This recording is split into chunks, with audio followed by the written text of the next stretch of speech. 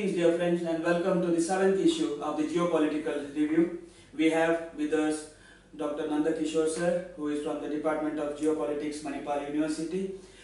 The main event that took place during the course of last 15 days was the 8th BRICS Summit that was on October 16th and 17th, which was held in Goa. BRICS today, and how important is it aftermath of the cancellation of the SAARC summit? Yeah, see, this is very important for India as such, because first and foremost is in the world now there is this particular transition where people are looking for an alternate institution, especially in Asia. They are looking for an alternate institutions to IMF as well as World Bank. In that scenario, we have to build first a cooperation that happens on multifaceted levels between the countries, and after that one, it has to move into some concrete terms. Otherwise, what happens is all these end up becoming more of a talking shops. It has to come with some tangible outcomes, and such tangible outcomes have started happening since 2014 when we created the new development bank, and we have also contributed in one of the best possible manner by giving the first president, Mr. K.V. Kamath. So, in a scenario when India wanted to have a regional cooperation in the form of SAARC, and then you see Pakistan behaving in an adversarial way and defeating the very purpose of SAARC itself, and then India going through this component of surgical strike.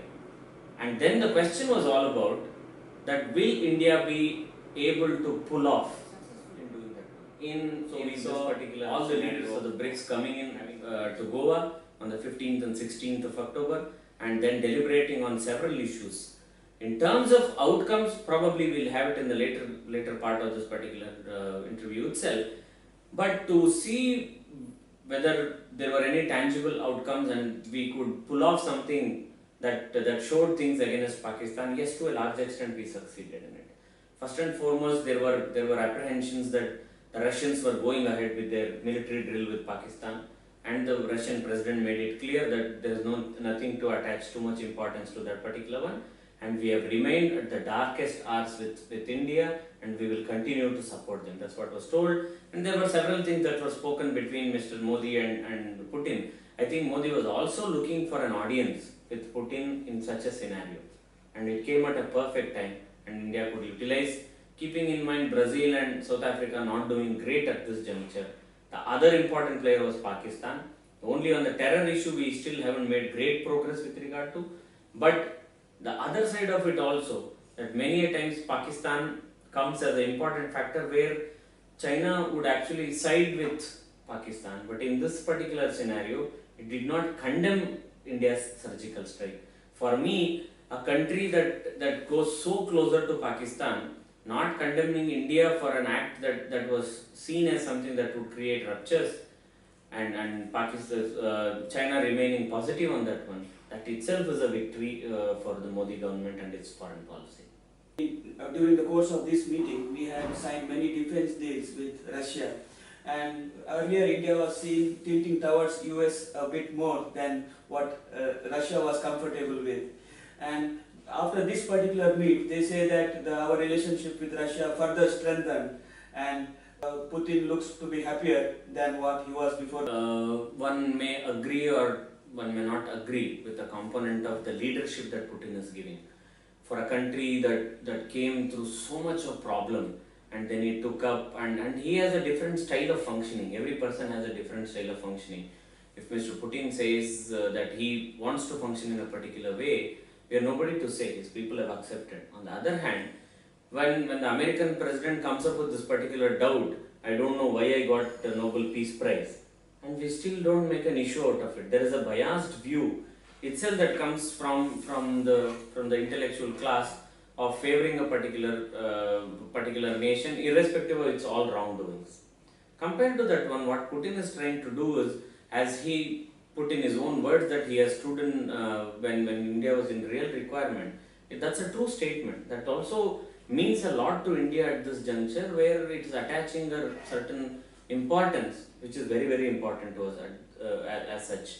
So the defense deals are one of the ways to go closer to the Russians and build this bridge or fill that vacuum that might have emerged due to some misunderstanding that has happened in the past, or not enough of discussions between Prime Minister Modi and Putin.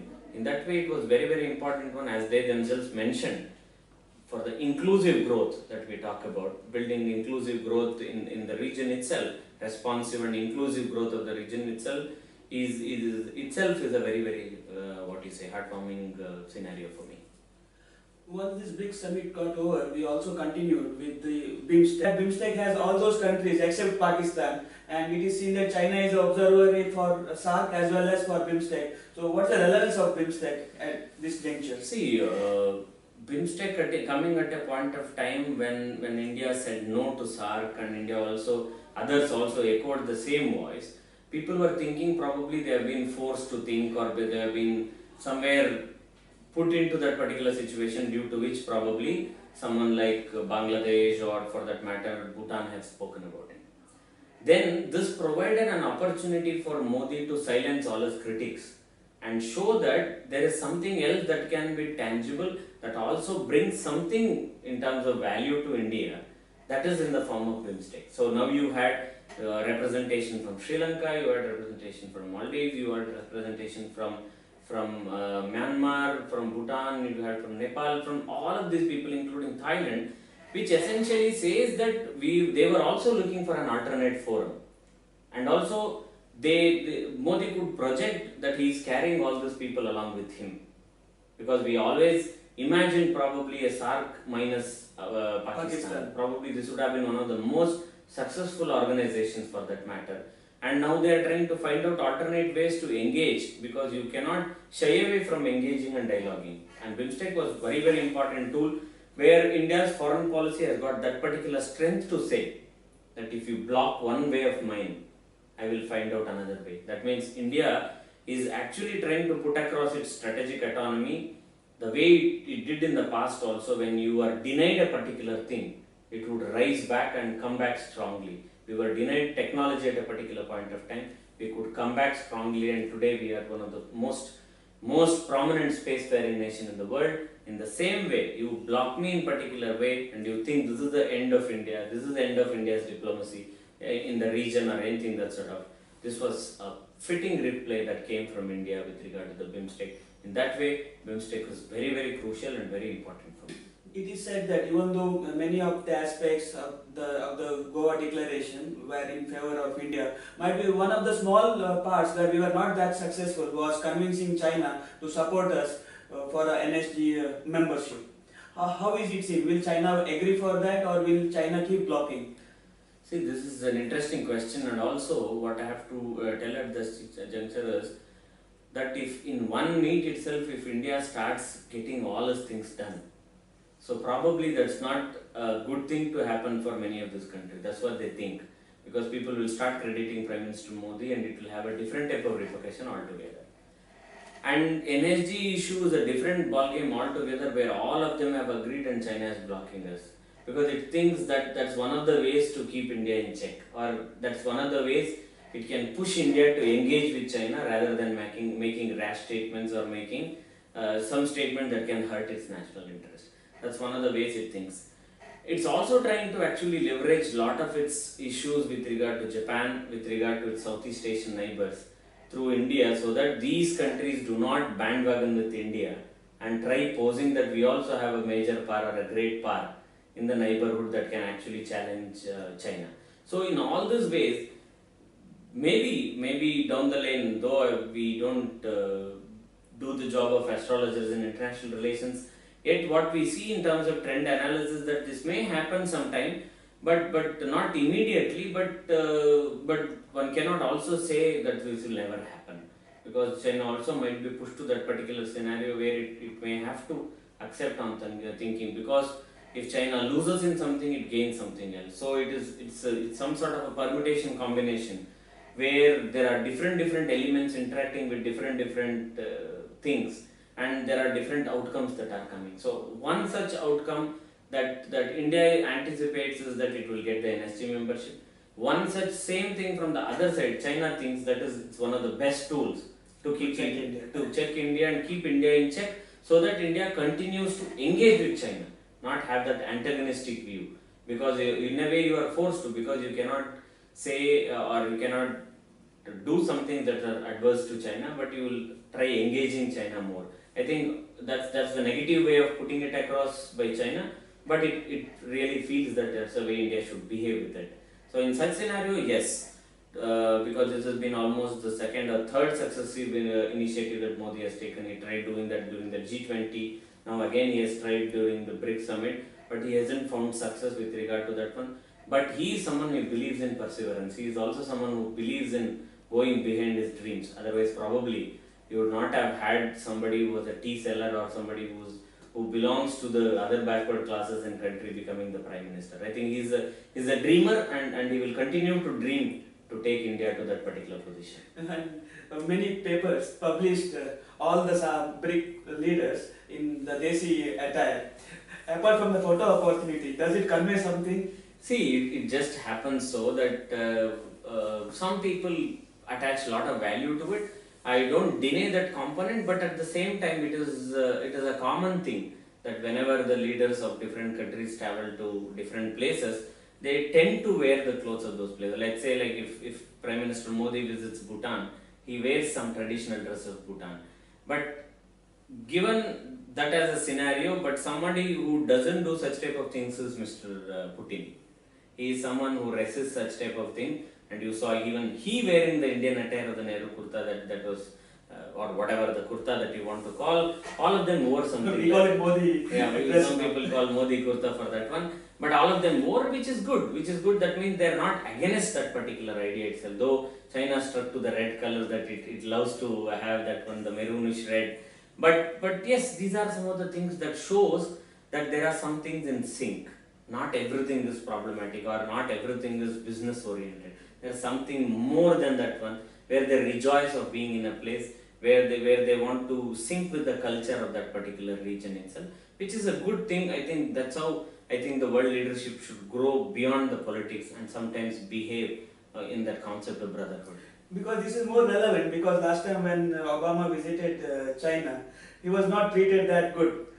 So we could not have imagined Obama wearing a Chinese attire. So if Chinese premier comes here and he's in an Indian dress, it means that there is some rapport with our leader here. Yes, no doubt. See, as I told you, if you have read my latest article which I wrote on BRICS, which was published by India Foundation, I argue that one only, that these people are playing the politics from within. They know the strength of their own countries and they don't want to borrow concepts from somewhere else.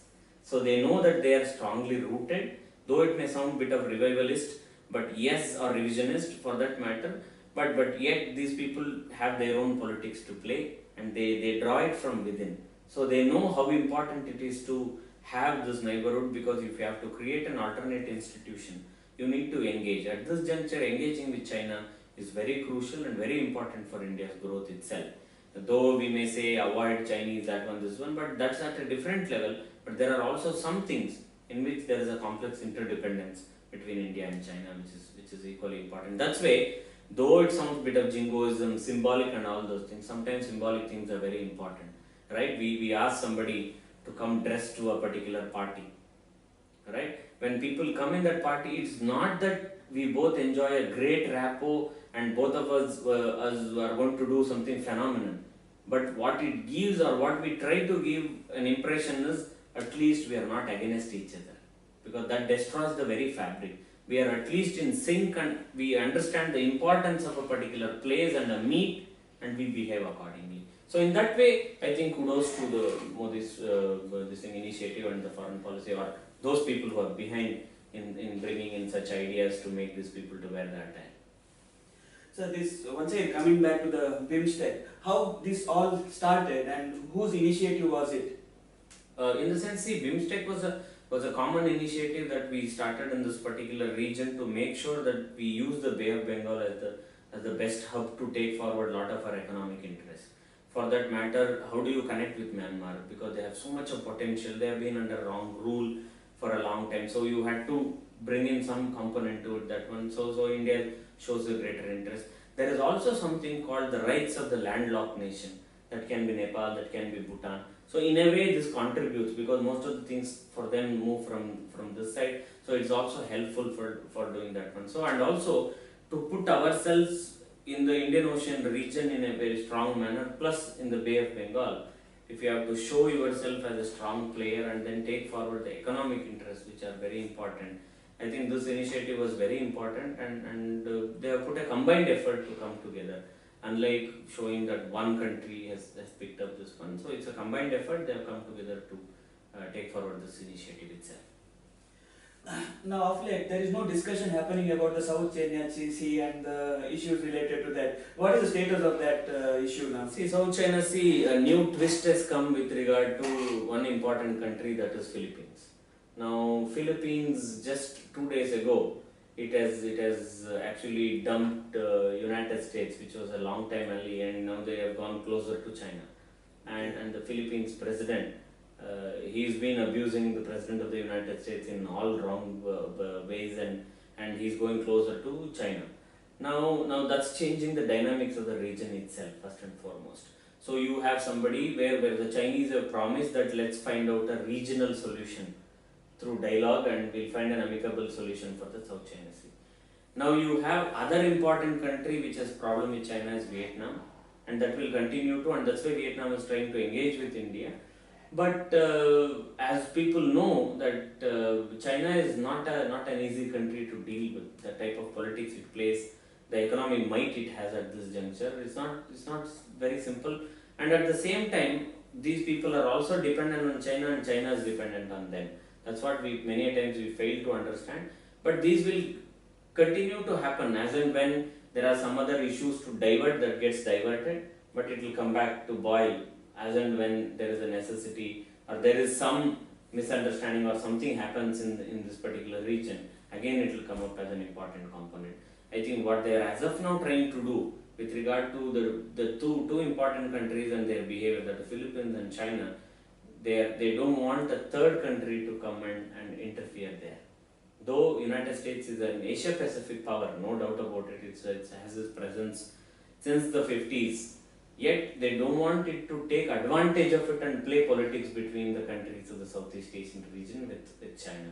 I think that's an effort which Xi Jinping as well as President of the Philippines is trying, because United States would push forward the component of human rights. At this juncture in Philippines, there is a huge war on drugs going on. So on an average, probably they have already killed more than 3,000 people.